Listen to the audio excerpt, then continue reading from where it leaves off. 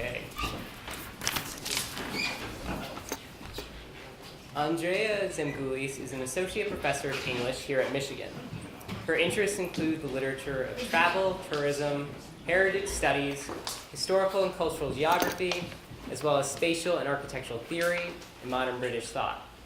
Her recent book from 2008, Modernism and the Locations of Literary Heritage, explores the ways that E.M. Forster, T.S. Eliot, and Virginia Woolf strove to write innovative works within the context of London's growing heritage industry at the turn of the century.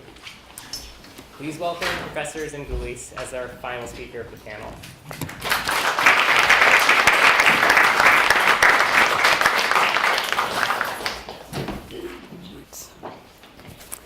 So though I love tedious close readings, my favorite thing to do, I'm actually representing English by telling a story. Two anecdotes. My first one. My first semester here, about 12 years ago, I was teaching undergraduates a 1910 work by British novelist E.M. Forster, Howard's End. As you might know, one of the novel's principal themes is the sad cause of those not bred to genuine middle-class life to obtain culture.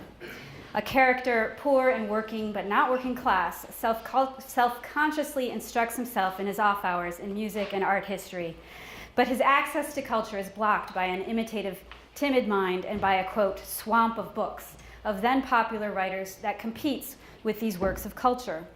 The novel causally, if figuratively, links the character's death to his cultural aspirations, having him die by the blow of a heavy pile of books on a weak heart.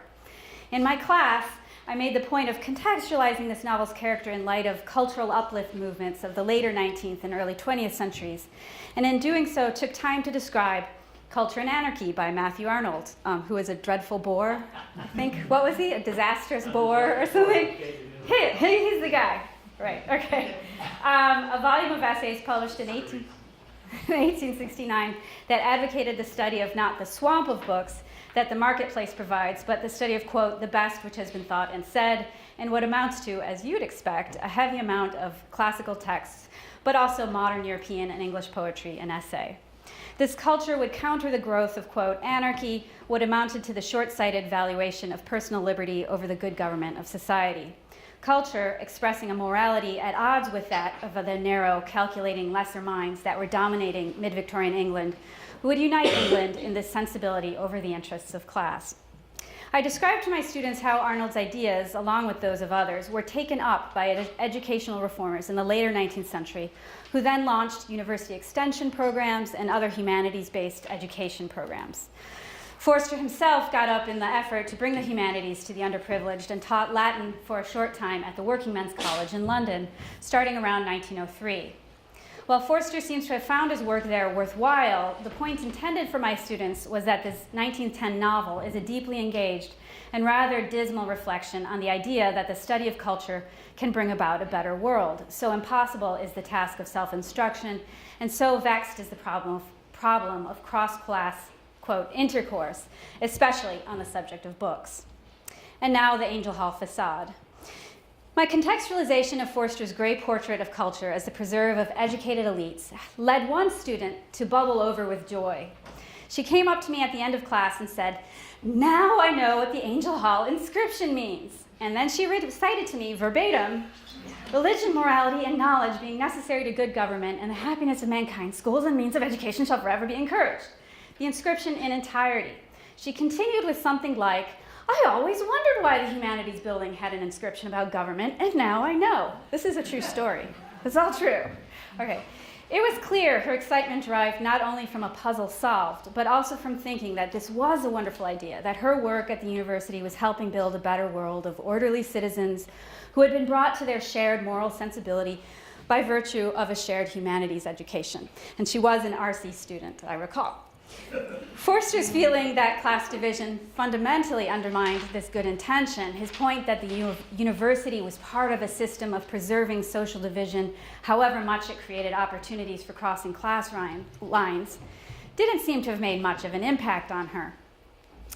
Nowadays, this student's response really would have pleased me and been fun to spin out in a conversation.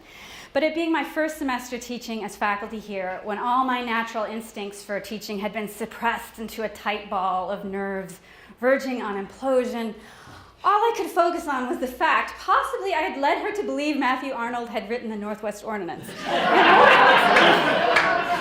I was really worried that I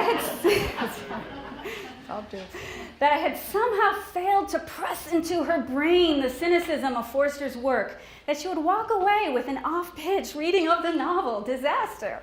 And so I responded, I believe, rather blankly, rather coolly, and in the next week or so, I stood in front of Angel Hall and read the inscription for myself. And then I didn't look at it again for a good 7 years. I didn't look at it because it was a reminder of a failed teaching moment that I had quickly realized was not a failure of imparting knowledge that I had initially thought it to be, but rather a failing to connect, to use a phrase Forster favored, a failure to meet the student where she stood, where she had come to through reading and discussing the novel. And her response was perfectly right on, if untainted by the cynicism of Forster, and really probably not as mistaken as I had then worried. I didn't look at the inscription for a long time for another reason that I was very conscious of, because its charge to educators was also stressful. Expletive, I thought to myself. I can't write a book and create good citizens at the same time. Too much to ask, too much to even think about, and true story, I would avert my eyes from the inscription on every approach for about 7 years. And yes, my office is in the building. Thanks to Nick, I've made myself look at the inscription and facade again and have come to some happier thoughts. Before I describe those happier thoughts, a second anecdote, and this comes back to Kristen Haas's point, and we didn't plan it. It's like the other side of a coin. Just this past semester, I entered the complex not through the ornate angel facade, but through plain-faced, modernized Tisch. To those who don't immediately recall, its entrance is a kind of cement porch of rectilinear columns and bare walls. As I approached, I noticed that someone had chalked a block M on that building's facade. I asked my students in class that day, why would someone mark a Michigan campus building with a Michigan M? The students looked at each other for a few moments, and then one offered, "It shows school spirit."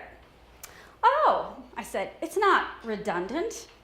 To which she replied, "Yeah, I guess so," meaning, "if you say so," meaning, "No, not redundant, not at all." So for this student, there was a difference between the school for which one has spirit, good feeling, and group feeling, and the school where one is taught and evaluated, and I'm sure for this excellent student, she would agree, where one learns. There was a difference, and the weak-kneed vandalism that chalking to me represents further suggested this difference was something on the order of opposition. The block M was us, Tisch was them. I offered this second anecdote because the choice of the Tisch facade, I think, tells us about angels. Its blank concrete surfaces might allow a feeling that a spirited student's message will be distinctly seen and heard. It seems an effective canvas, staging the perfect battle of block against slab, good group feeling challenging the perhaps anonymous, perhaps cold, perhaps alienating space of education. And to be clear, this opposition is in the student's mind that I can see in the chalking because she cued me in is, of course, not at all in play when the M is used officially as part of building design. So I'm not trying to make a big argument about the block M, just about the chalking. But that semiotics is a subject for another day. Now, to finish, here are my happier thoughts about Angel's facade. While I'm sure plenty of persons have taken the opportunity to chalk Angel's facade with many words and symbols, including a block M, and there's certainly space and veneer enough to do it, that opposition of block against slab is a battle that I don't think can be as successfully staged at Angel, that I think the particular space of our facade makes less legible, even for the initiated, even for those like my student ready to see their M as a subversion of the instructional space of the university generally. Angel's is a style of monumentality that we might say is not of the block M age. The curves and angles, the distracting lines, the competing text, the personification of fields of study, the mixture of classical details, the excess of medallions. I guess they're called roundels. I didn't know. I thought they were medallions. Too many roundels, is my opinion. The little and disturbed horsemen, archers. I have so long wondered who they are. It announces not education by blank, impersonal, anonymous-making institution, but education by engagement.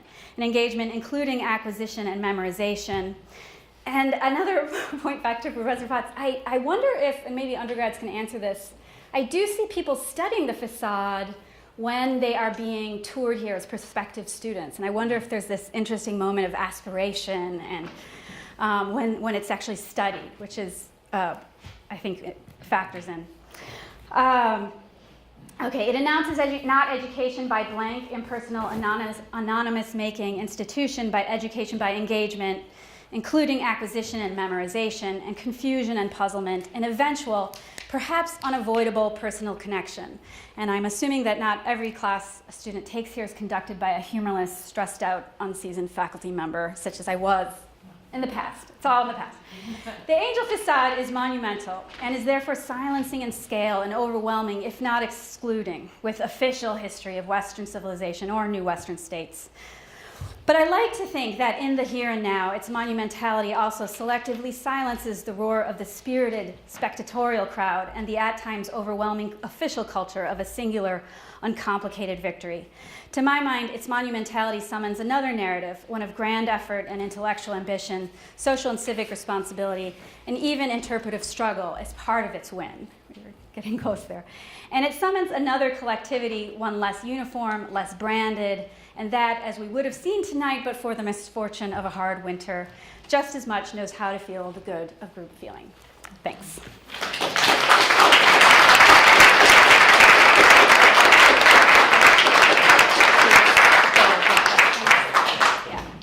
So, are there questions for Andrea or for our other speakers that you might have? No, there was still some before. Yeah. So much an architectural and cultural question, but is there any effort to coordinate the landscaping in the front of Angel Hall and the building itself? But when I came here in the 70s, the elm trees were still there. You really could not see the facade. And it was only, in the last 10 or 15 years that suddenly the elms died. They put in various oak trees, which will, I suppose, grow. And eventually, maybe it's growing again. I don't know if there's an effort to keep that oak here or not. Very good question. Does any of our speakers have anything to say on that? I mean, I did see some early pictures of the facade too when it was first, or photographs when it was first made, and you're right, was actually obstructed to some degree. I think that there used to be things here too, right? Yeah, now there's nothing. So I think the university itself probably wanted to make it more of a monument that people could see from the street driving by. Someone spoke about seeing it from a drive-by perspective, and I guess that was maybe something that now they're thinking about. I don't know the university's planning of this right now, but you know what? I can go ask them. I know the people now to do it. I'm just wondering whether there wasn't a moment of sort of tree and landscape syncing in the campus, because I remember before the extension to the University Museum was built, there was this great clump of vegetation in front of Tappan Hall, so you could hardly see it. So I have a feeling that there was a kind of, there's probably a slightly kind of totalitarian landscaper who's decided to build things. Well, that's elm vegetation. disease. Well, yeah, I will ask about that and maybe get back to you if you talk to me later and give me your contact information. Okay, you've been waiting for a while. I just wanted to ask Professor Redse whether we could come up with some third alternative that perhaps Angel Hall is neither Pompous nor Banal, but something else altogether. I think if you compare it to other works by architects of the American Renaissance, it's considerably less articulated than buildings that it resembles. And so there's a kind of interesting play, I think, between the factory aesthetic of the building behind and the rather nominal treatment of the porch, which I don't think was unintentional, and nor was it purely a reflection of the budget, which it will partly reflect. You can see this very clearly also in the GM building down at New Center, similar nominal rendition of a classical facade, very thinly plastered over a kind of factory building, and that is office building. Thank you, Professor Zimmerman. Okay. I mean, yes, this is a discussion, so if you have thoughts about the side of readings of your own, you might want to give, that's okay as well. Okay, way in the back. Yeah, I have a question also for Professor Rattay. What do you think it is about the Doric order that was so appealing? I've never been around so many Doric buildings, just, walking around here. So, Well, I think there is the association with China. It's also, conventionally the more masculine order, and that, that plays into it. Interestingly, however, in a number of the other facades of con buildings on campus, like the C.C. Lilly building, like the Ruffin building, it's the Ionic order that's chosen. So they're really more Ionic than Doric. I don't count Hill Auditorium, which has this sort of Egyptianizing, columnar look. But it's a good question, and one that I think we can answer for ourselves. That is to say, I don't think we have to look back at the archives and decide and find out, why, who it was who chose this or that. But interpreting the context in which it was realized. I also say though, if you do look back in the archives, there is some discussion of the Doric column. I'm not exactly sure if it was Kahn's decision. I think they were given to him basically, and then he had to work with them. But yeah, it's also, there are 8 of them. There are also 8 of them in the front of the Parthenon. Again, connecting it to Athena, as I think you mentioned as well. Yes, and there's a lot of great information about sort of the building of the making of this building in the archives that you can go see if you want at the Bentley Historical Library. Okay, Yopi? Well, also there's a whole 19th century discourse about the Dorians versus, there's an ideology associated with a kind of racial ideology, certainly political one associated with the Dorians. That's part of the way the 19th century way of thinking about classical culture. But I have just a fanciful thought about one way that I would read the monument is rhythmically, that there's a series of bars or vertical columns, and I think that the hand railings are not entirely destruction of that rhythm. In fact, it's a way to think about the syncopation of that rhythm. And we can think about the modern overlay or counterpoint against the classical. So there are other ways to read that, other than a blemish of the classical harmony. Over back here. Yeah, regarding the reception of the building by students on campus to connect to that topic, I wonder if the university record or the Bentley or some other organization might have an archive of photographs that would allow you to put together a history of the use of this facade as a backdrop for performance as a kind of performance space, for political protests or that kind of thing. Wow. And I wonder if the researchers who worked on their talks today could come across such imagery. I can tell you personally that there's never been an event in front of Angel Hall, ever. There's a reason for that. As someone was mentioning, it's like the back of this seems like the back of the building. That's because of the fact that there hasn't been events in front of it. Why? Well, in part, it has to do with the political considerations with the city, because this is, on the city side, there's a sidewalk, there's a street. It would interfere with, people driving by. Especially now, you can think of that huge billboard that is, near the stadium, the electronic one, right? That's caused a lot of tensions between the city and the university. But any sort of events that would go here potentially could cause some sort of stir between them. So it's been sort of, for the entire time it's been around, it's been sort of blocked off as an area for events, but not for long. Yeah? Well, that leads, I have 2 questions. Okay. One comes out of that in a way, because although the front hasn't been, I know Andrea Zemgulys used to produce plays in the lobby. And one of my questions is, do other people find it a kind of strange effect to go into the building where the facade is very grand in one way, and the lobby is very appealing in another way, but in a very different way, and it feels very constricting. Was that intended? Does anybody know anything about? I think that's why the tours stay outside and then they go around to the back of the building, because in fact, it's an enormous anticlimax, because you're gonna enter the Howard Halls and you go up the steps and you're looking up, and then you get into kind of, you know, a space that was, when it was redesigned, really is sort of dead space.